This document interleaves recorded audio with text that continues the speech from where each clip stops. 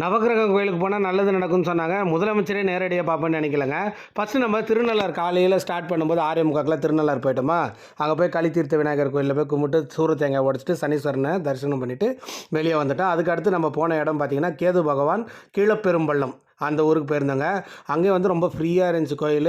உள்ளே போய் நிம்மதியாக சாமி கும்பிட்டோங்க. வீடியோ எடுக்கலான்னு ட்ரை பண்ணோம். ஆனால் ஐயர் பிடிச்சி நல்லா திட்டி விட்டார்.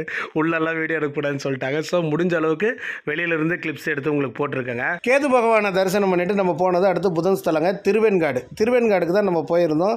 அங்கே தான் பார்த்தீங்கன்னா நாங்கள் வந்து சாமியெல்லாம் கும்பிட்டு வெளியே வந்துட்டோம். புதன் கோயிலில் முடிச்சுட்டு வரோம். திடீர்னு பைலட் வண்டியெல்லாம் வரிசையாக வந்து நினச்சா சீஃப் மினிஸ்டர் வந்து இறங்கி வந்தாருங்க. என் பின்னாடியே தான் இவன் கேமரா பிடிச்சிட்டு வந்துட்டு இருந்தாங்க. அழகாக கவர் பண்ணியிருப்பாங்க. உங்களுக்கு காட்டலான்னு பார்த்தாங்க. அவர் என்னை கிராஸ் பண்ணி போயிட்டார். அதுக்கப்புறம் ஏன்ப்பா வீடியோ எடுத்தாச்சான்னு கேட்டால் யார் அவருன்னு கேட்குறாங்க. பாண்டிச்சேரி முதலமைச்சர் கூட தெரியாமல் இருக்காங்க.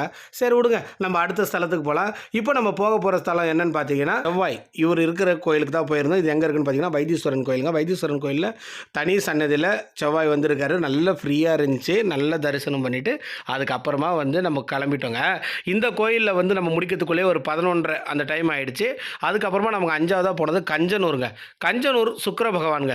சுக்கிர பகவான் பேர் வச்சுருக்காங்க. அதாவது சுக்கிர பகவான் இருந்தால் தான் நல்ல பணம் வரவு இருக்குன்னு சொல்லுவாங்க. ஆனால் ஊருக்கு பேர் கஞ்சனூர்னு வச்சுருக்காங்க. என்ன காரணம்னு எனக்கு தெரியல. 5 கோயில் முடிச்சுட்டு 6ஆவது கோயில் கிளம்பிட்டோம்.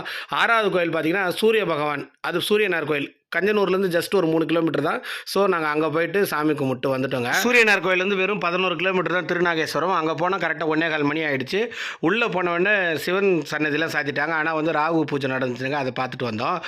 பாலாபிஷேகம்லாம் பார்த்துட்டு தான் வந்தோம். அங்கேருந்து நம்ம ஆலங்குடி போயிட்டோங்க. அங்கே 4 மணிக்கு தான் ஓப்பன் பண்ணாங்க. அது வரைக்கும் வெயிட் பண்ணிவிட்டு குரு பகவானை தரிசனம் பண்ணிவிட்டு அங்கேருந்து ஃபைனலாக 52 கிலோமீட்டர் நம்ம ட்ராவல் பண்ணி திங்களூர் போயிருந்தோங்க. திங்களூரில் தான் சந்திர பகவான். இவர் தான் 9ஆவது கிரகமாக நம்ம பார்த்தது. ஏன்னா எங்கள் வீட்டிலேருந்து வரிசையாக வந்தால் எப்படி கவர் பண்ணலாமோ அந்த மாதிரி நான் எடுத்திருந்தேன். காலையில் 5:45 மணிக்கு நம்ம நாகூரில் நம்ம வீட்டிலேருந்து கிளம்பியிருந்தோம். சாயந்தரம் 6:45 சந்திர பகவானை பார்த்து முடிச்சாச்சு.